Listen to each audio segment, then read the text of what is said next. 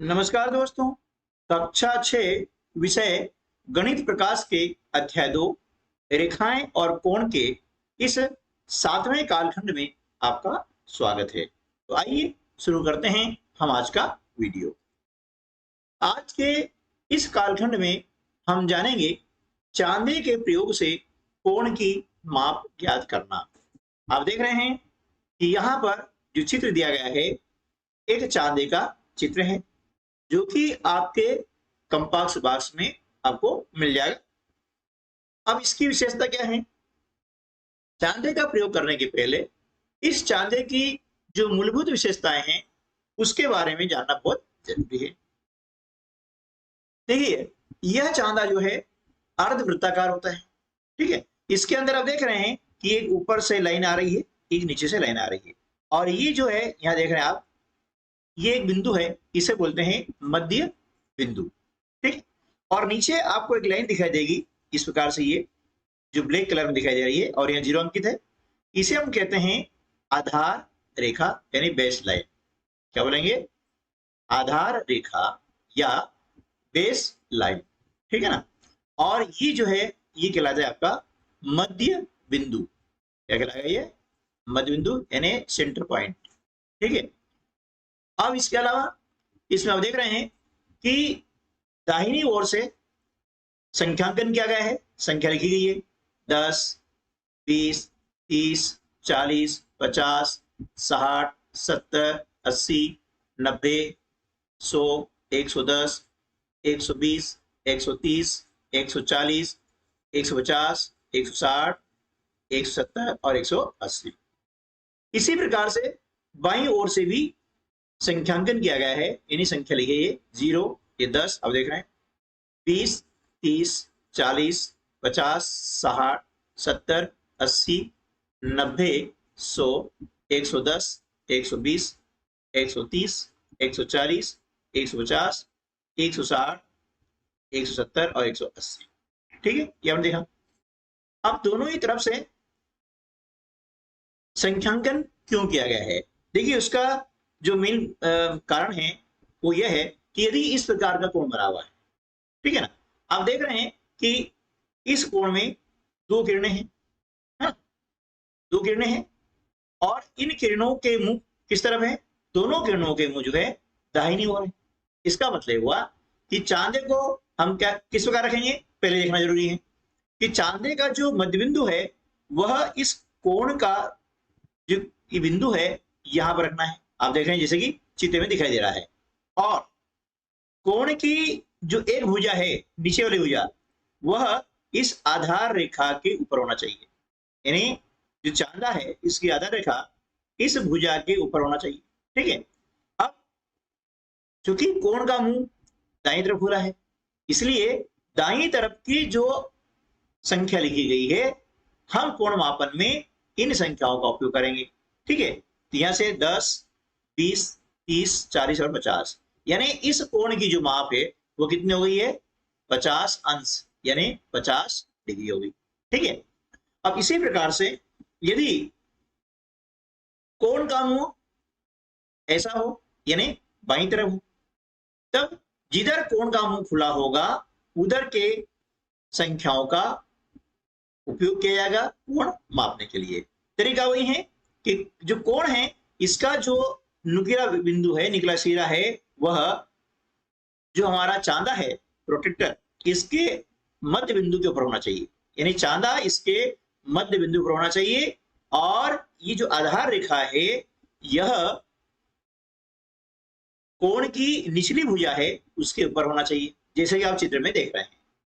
इस प्रकार से रखेंगे और उसके बाद में जो बाईं तरफ के संख्यांकन है ना, इन संख्याओं का उपयोग करेंगे 10, 20, 30, 40 और 50, यानी इस कोण की माप भी क्या होगी?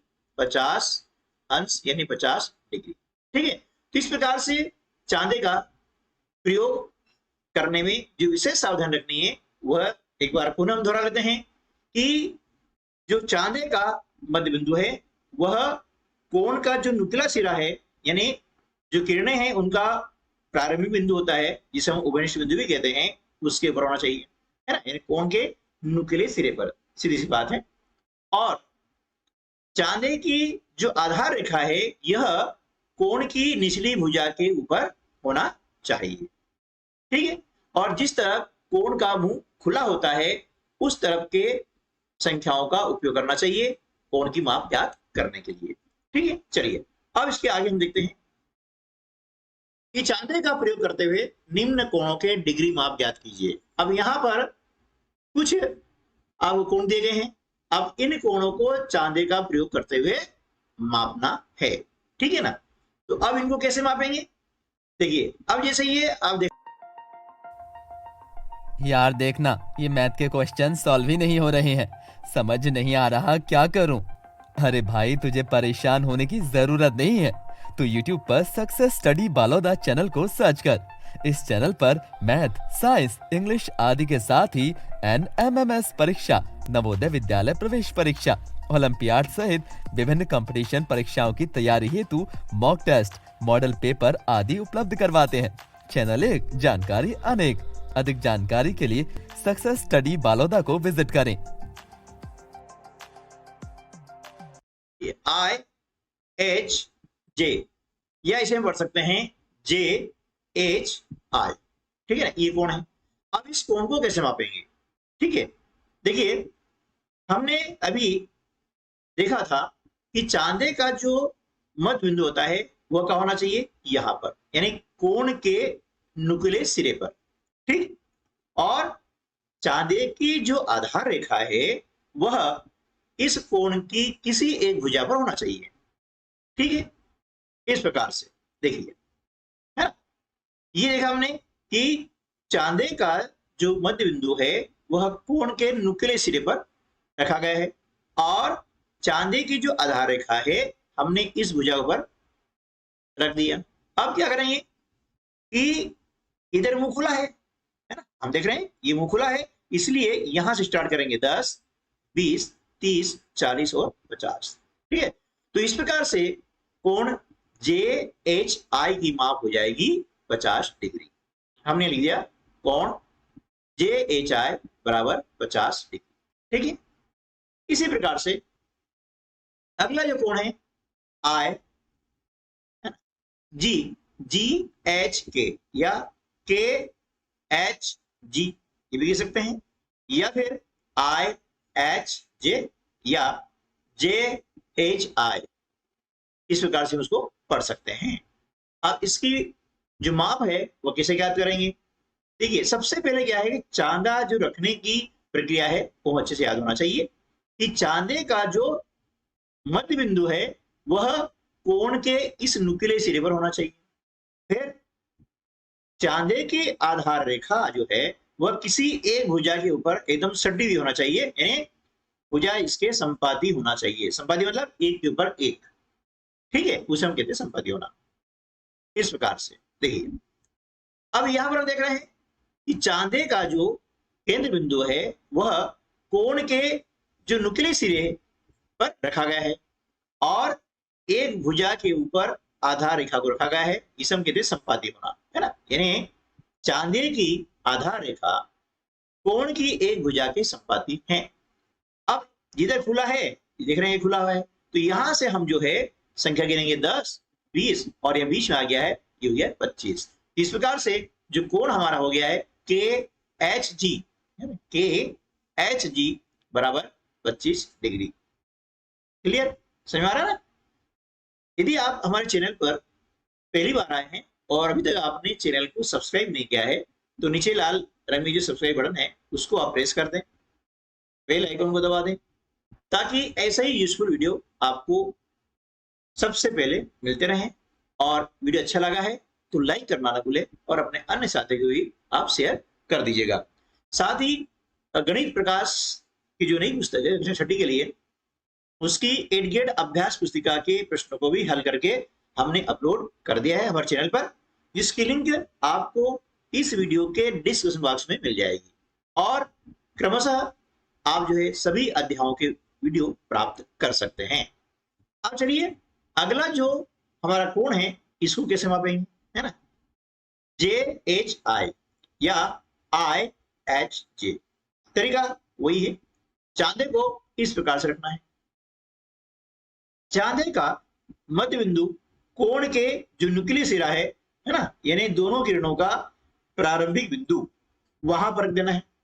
और चांदे की जो आधार रेखा है इस कोण के किसी भी एक भुजा पर संपाती होना चाहिए, यानी उसके ऊपर होना चाहिए। देखिए जैसे आप चित्र में देख रहे हो, है ना। अब जिधर कोण खुला है ना, तो उधर से हम क्या करेंगे, गिनती शुरू करते हैं।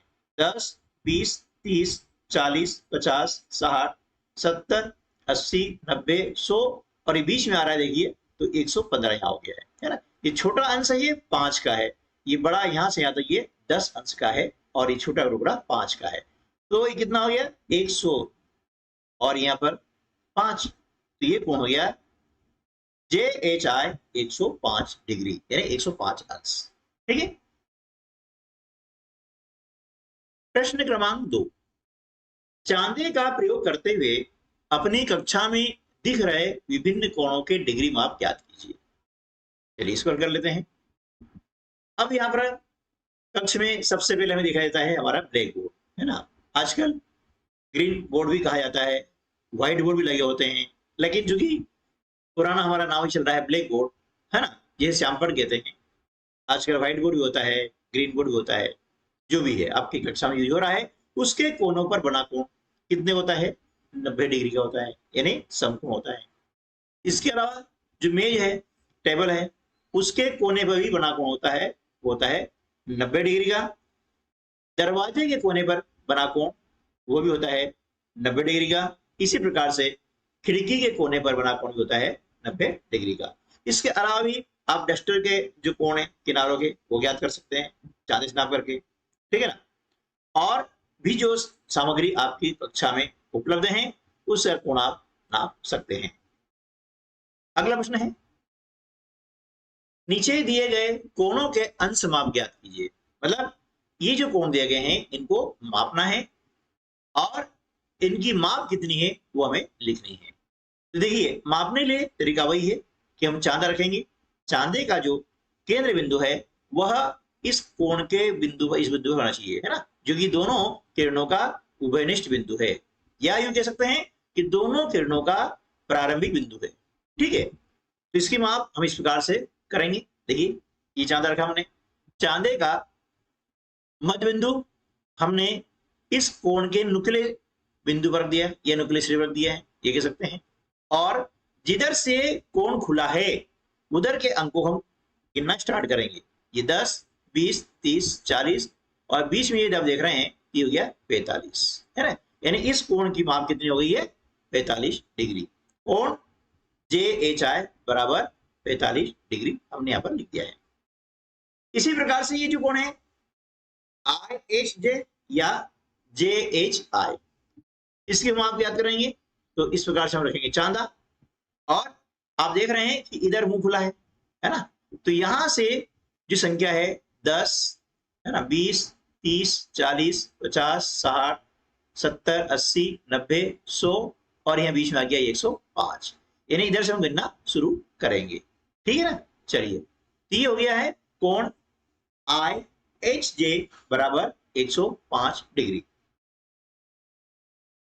अब इस स्थिति में हम कागज के चांदे का प्रयोग नहीं कर सकते हैं। प्रश्न पूछा गया है कि क्या इसमें चांदे जो कागज का चांदा होता है उसका प्रयोग कर सकते हैं? नहीं कर सकते हैं, क्योंकि यहाँ पर हमें पारदर्शी चांदे का उपयोग करना होगा।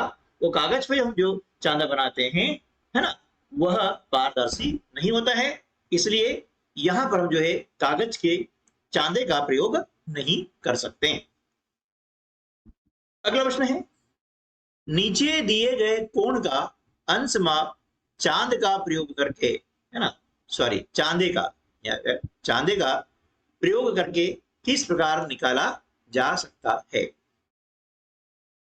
अब देखिए कि यहां पर आप देख रहे हैं ये एक निशान बना हुआ है, इसका मतलब ये है कि इस कोण की माप ज्ञात करनी है, ये वाला कोण की, है ना। और इस प्रकार का कोण कौन सा कोण कहलाता है, याद आ रहा है? नहीं, चलिए इसे हम कहते हैं प्रतिवर्ती कोण, यानी रिफ्लेक्स एंगल। ठीक है, जो कि 180 डिग्री से अधिक होता है और 360 डिग्री से कम होता है। ठीक है ना। तो इसे हम कैसे नापेंगे, है ना। ये पूछा गया है कि किस प्रकार निकाला जा सकता है, इसकी मेथड हमें बतानी है। तो चलिए इसका हम हल इस प्रकार से करेंगे। हमें प्रतिवर्ती कोण ए ओ बी की माप ज्ञात करना है, ठीक है। अब क्या करेंगे, पहले कोण ए ओ बी यानी ए ओ बी ये वाला, ठीक है ना, ए ओ बी ये कोण, इसकी माप ज्ञात करते हैं, है ना। मापने का तरीका वही है कि चांदे का जो मध्य बिंदु है वो हम यहाँ पर रखेंगे, है ना, बिंदु ओ पर, ठीक है। और चांदे की आधार रेखा किसी भी एक भुजा के संपाती होना चाहिए, ठीक है। तो हमने इस प्रकार से पहले कोण ए ओ बी की माप ज्ञात कर ली। अब इसके बाद क्या करेंगे कि हम 360 डिग्री में से कोण ए ओ बी की जो माप है वो घटा देंगे। क्यों घटाएंगे, क्योंकि संपूर्ण माप जो होता है ना, एक घुमाव का, पूर्ण घुमाव का, वह होता है 360 डिग्री। और उसमें से ये हम माइनस कर देंगे तो प्रतिवर्ती कोण ए ओ बी की माप हमें ज्ञात हो जाएगी, है। इस प्रकार से हम जो है प्रतिवर्ती कोण ए ओ बी की वांछित माप ज्ञात कर सकते हैं। अगला प्रश्न है, निम्न कोणों को मापिए और प्रत्येक का डिग्री माप लिखिए, है ना। ये कोण ए है, अब इसे मापना है चांदे की सहायता से, ठीक है। इस प्रकार से हमने चांदा रखा। देख रहे हैं आप कि चांदे का जो मध्य बिंदु है ये कोण के नुकीले सिरे पर होना चाहिए, क्लियर। और चांदे की जो आधार रेखा है वह इस कोण की भुजा के संपाती होना चाहिए, संपाती यानी उसके एकदम ऊपर होना चाहिए, जैसे कि आप यहाँ चित्र में देख रहे हैं। अब जिधर कोण खुला है, ये कोण खुला है, तो यहां से स्टार्ट करेंगे 10 से, 10, 20, 30, 40, 50, 60, 70 और 80, यानी इस कोण की माप कितनी हो गई, 80 डिग्री। हम लिख देंगे कोण की माप बराबर 80 डिग्री। अब चूंकि यहाँ पर नाम नहीं दिया है तो हम लिख देंगे कोण की माप। यदि नाम दिया होता, है ना, कुछ भी यहाँ बिंदु होता ए बी सी या पी क्यू आर, जो भी नाम होता, तो हम यहाँ पर कोण का नाम लिख देते हैं, ठीक है। चलिए इसी प्रकार से जो कोण भी है इसकी माप हम ज्ञात करते हैं और चांदे को हम इस प्रकार से रखते हैं, ठीक है, रख दिया।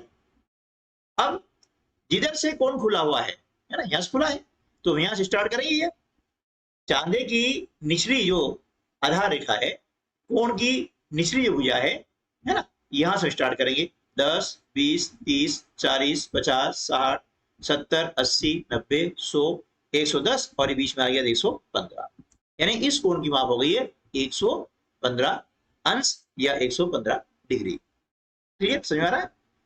यदि वीडियो अच्छा लगा है तो लाइक करना ना भूलें, और आपके जो भी सुझाव हैं तो कमेंट्स बॉक्स में जरूर लिखेगा। आपके सुझाव का हमेशा स्वागत रहेगा। कोण सी, इसे नापना है, तो इसे नापने के लिए चांदा हम इस प्रकार से रखेंगे, है ना, और गिनेंगे 10, 20, 30, 40, 50, 60, यानी इस कोण की माप हो गई है 60 डिग्री। इसी प्रकार से ये जो कोण है हम देख रहे हैं कि यह बाईं ओर खुला है ना, तो अब हम चांदे को इस प्रकार से रखेंगे और बाईं ओर जो संख्यांकन है इसका उपयोग करेंगे।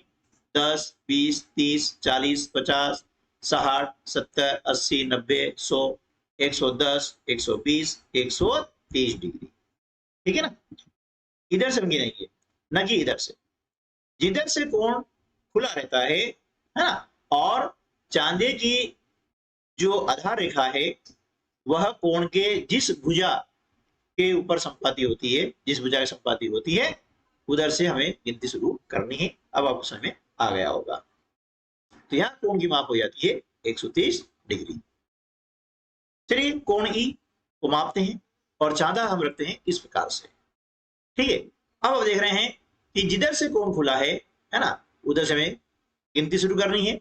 ये कोण इधर खुला हुआ है, तो 10, 20, 30, 40, 50, 60, 70, 80, 90, 100, 110, 120 और 130, यानी इस कोण की माप हो गई है 130 डिग्री। अब कोण एफ को कैसे मापेंगे, है ना। ये सारे कोण आपकी पाठ्य पुस्तक में हैं। इस प्रकार से आप कोण अपनी जो नोटबुक है उसे बना सकते हैं। अब चांदे को हमने इस प्रकार से रखा, ठीक है। उसके बाद में गिनती यहां शुरू करेंगे 10, 20, 30, 40, 50 और 60, तो इस कोण की माप हो जाती है 60 डिग्री। ठीक है। अब प्रश्न क्रमांक 6, कोण बी एक्स ई, कोण सी एक्स ई, कोण ए एक्स बी और कोण बी एक्स सी के अंश माप ज्ञात कीजिए। आप देख रहे हैं कि यहां पर एक चांदा है और विभिन्न प्रकार के कोण बने हैं, इनके हमें माप ज्ञात करनी है। ठीक है। तो पहला कोण कहा गया है कोण बी एक्स ई। अब बी एक्स ई कहां है, पहले हमें देखना पड़ेगा। देखिए ये आप देख रहे हैं, ये बी है ना, एक्स ये नीचे लिखा हुआ है और ई यहां पर है, यानी ये कोण हो गया यहां से यहां तक का।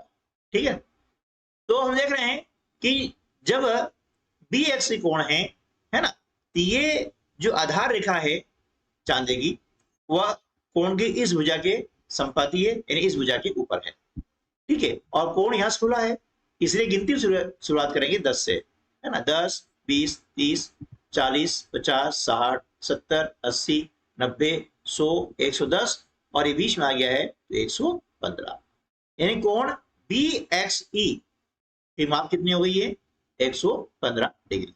ये लिख दिया। अब अगला कोण है कोण सी एक्स ई। अब देखिए सी एक्स ई कहां है, ये सी है ना, ये नीचे आ रहे हैं, ये एक्स यहां पर है और ये ई है ना, यानी ये वाला कोण यहां से लगाकर ये यहां तक का है ना, ये यहां से यहां तक कोण है। ठीक है। अब नीचे यहां पर कोण खुला है, नीचे की भुजा है, तो नीचे की भुजा की तरफ से हम गिनती शुरू करते हैं। ठीक है ना। तो 10, 20, 30, 40, 50, 60, 70, 80 और बीच में आप देख रहे हैं यहाँ पर किरण आ गई है, ये 85। इस प्रकार से कोण सी एक्स ई की माप हो जाएगी 85 डिग्री। ठीक है। अगला कोण है कोण ए एक्स बी। आप देखें ए एक्स बी कहां है, ये देखिए ए है ना, एक्स और ये बी, यानी ये वाला कोण यहां से लगाकर यहां तक का ये कोण हो गया। ठीक है ना। तो अब ये कोण बाईं ओर खुला है, इसलिए चांदी में जो बाईं ओर संख्या लिखी गई है 10 से स्टार्ट हुई है, उनको हम गिनेंगे। तो देखिए 10, 20, 30, 40, 50, 60 और बीच में आ गया तो 60 और 5 65 डिग्री। तो इस प्रकार से कोण ए एक्स बी की माप हो जाएगी 65 डिग्री। ठीक है। अगला कोण है कोण बी एक्स सी। देखिए ये बी, ये एक्स और ये सी। ठीक है ना, यानी इस कोण की हमें माप ज्ञात करनी है, ये वाला। ठीक है ना, यहां से यहां तक। अब देखिए ये कोण ऐसा है कि कहीं से भी चांदी की संख्या स्टार्ट नहीं हो रही।